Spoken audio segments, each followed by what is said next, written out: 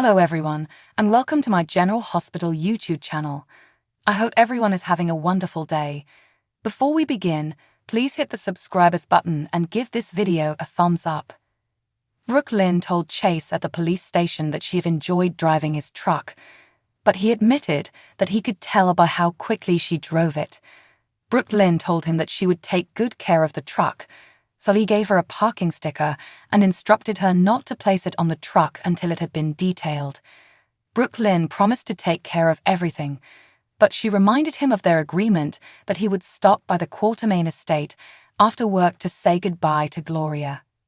Meanwhile, Dante greeted Detective Briscoe from Pawtucket in the questioning chamber.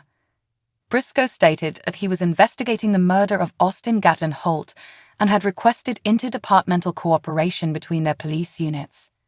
Briscoe, on the other hand, was concerned that Dante would have a conflict of interest because Dante had shot the victim's cousin while under Briscoe's authority. Briscoe questioned Dante's failure to report the kidnapping, but Dante explained that he'd been following up on a tip and hadn't known about the kidnapping until he discovered Mason preparing to force a man down a cliff. Briscoe stated that Dante had been cleared by Port Charles police, but Mason's defense attorney had threatened to suppress any evidence discovered by Dante. Dante offered to step aside from the probe. Briscoe declined, but warned Dante that things could change as they constructed a case against Austin's murderer. Briscoe then disclosed that he would require Dante to question all of Austin's known associates in Port Charles. Dante presented Briscoe to Chase as he entered the questioning room. After the men had sat down, Briscoe said that Austin's body had been discovered by a neighbor who had noticed Austin's door was wide open. Austin was shot twice in the chest at close range, according to Briscoe, and the preliminary investigation put Austin's death between 24 and 48 hours before Thanksgiving. Mason had been under surveillance at General Hospital, according to Dante, but Briscoe wanted that verified and someone to question Mason. Briscoe offered to send a copy of the coroner's report to Austin's other family members in Port Charles. Chase informed the detective that Austin hadn't spent much time with any of the Quatermains, so Briscoe inquired as to who Austin had spent time with. The kidnapping victim, Ava Jerome, Dante explained.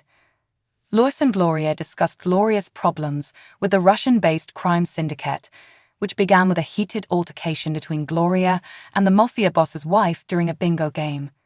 Gloria hoped Yuri could assist because Peter Petrov had threatened to kill Ziti. "No one kills Ziti," Yuri stated as he entered the living room. As Lois and Gloria looked on, Yuri took out his phone and dialed a number. Lois and Gloria informed Yuri that they understood the strategy a short time later. Brooke Lynn entered the living room just in time to hear the conversation, prompting her to inquire as to what was going on. Lois revealed, however grudgingly, that Gloria was in trouble. "It's just a misunderstanding," Gloria insisted. When Lois acknowledged that Gloria had gotten into trouble with the Russian mafia, a shocked Brooke Lynn proposed that they call Sonny, but Yuri assured her that it wouldn't be necessary. The doorbell rang, signaling Peter Petrov's arrival. Yuri presented Petrov to Brooke Lynn, Lois, and Gloria after answering the door, greeting the Russian mobster, and escorting him into the living area. Except for Gloria, who stared at Petrov, everyone seemed friendly. Petrov returned her stare, accusing her of disparaging his Petra. Gloria made a bold move toward Petrov, but Lois intervened and drew her mother back. Yuri attempted to defuse the situation by thanking Petrov for his visit, but Petrov stated that he'd only come because Yuri had taught Petrov's nephew to play the trombone. Brooke Lynn and Lois both seemed astonished. However, the topic shifted to Gloria and Petra's disagreement. Lois apologized on behalf of her mother, but Gloria insisted that she had merely asked Petra to lower her voice. "Why should I apologize? I've done nothing wrong," she added. Petrov, enraged, decided to go, but Brooke Lynn asked him to stay. She showed her business card and stated that she supervised musical talent and was putting together a brass section for one of her musicians who was about to go on tour. Brooke Lynn stated that she still wanted a trombonist and would like to speak with Petrov's nephew. Petrov, suspicious, inquired about the artist's name. Luke West and Stack 7, said Brooke Lynn. Petrov grinned, much to everyone's astonishment, because he liked Luke West's song. Petrov accepted Brooke Lynn's business card, assuring her that his nephew's talent will impress her. He also agreed to drop the matter as long as Gloria avoided bingo night at his wife's church. Gloria agreed grudgingly. Petrov left, satisfied. Brooke Lynn's inventiveness was complimented by Lois, and Gloria was similarly proud of her grandchild. Chase arrived moments later to see Gloria off. Gloria began lecturing Chase on the importance of appreciating what he had in Brooke Lynn, but Lois and Brooke Lynn interrupted her and reminded her that she needed to get to the train station. Lois begged Yuri to drive Gloria to the train station and stay with her mother until Gloria boarded the train when he returned from walking Petrov out. Gloria was pushed out the door, but she paused and turned to Brooke Lynn, asking when her next visit would be. Gloria inquired, "When are you and Chase getting married?"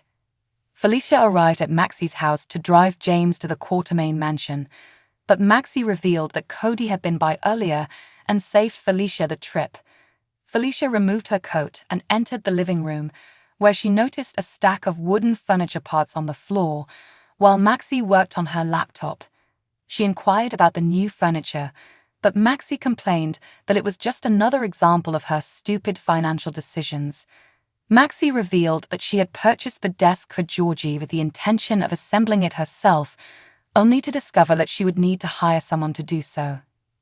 Maxie opened up about her financial woes, which had begun when the lawsuit against Deception was filed, with a little prodding from Felicia.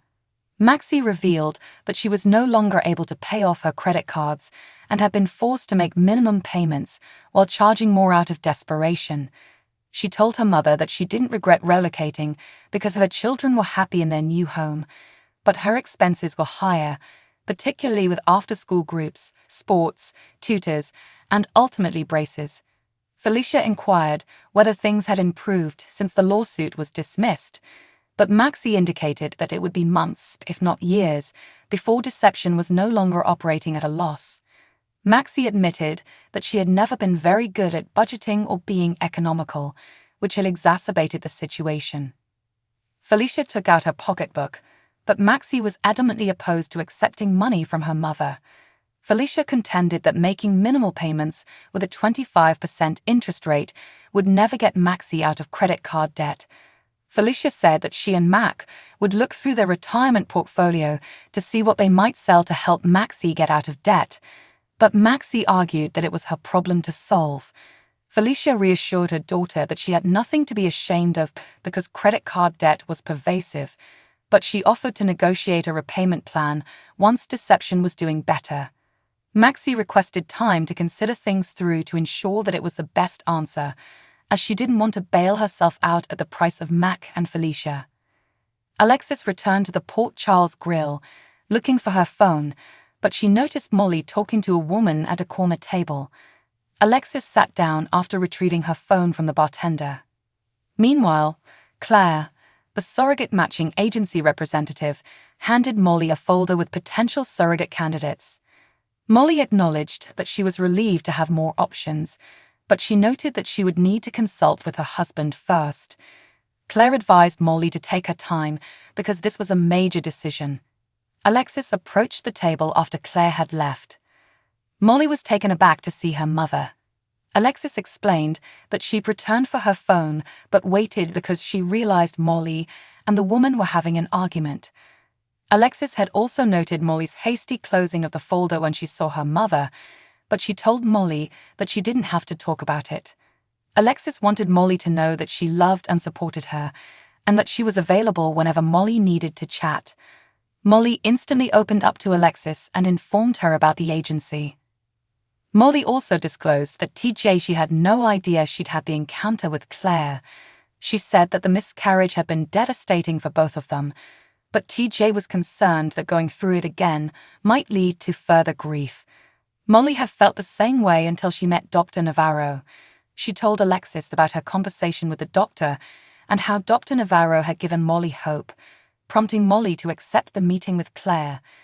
Without telling TJ, Alexis explained. Thanks for watching. If you like this video, so please don't forget to subscribe to my channel and don't miss any updates.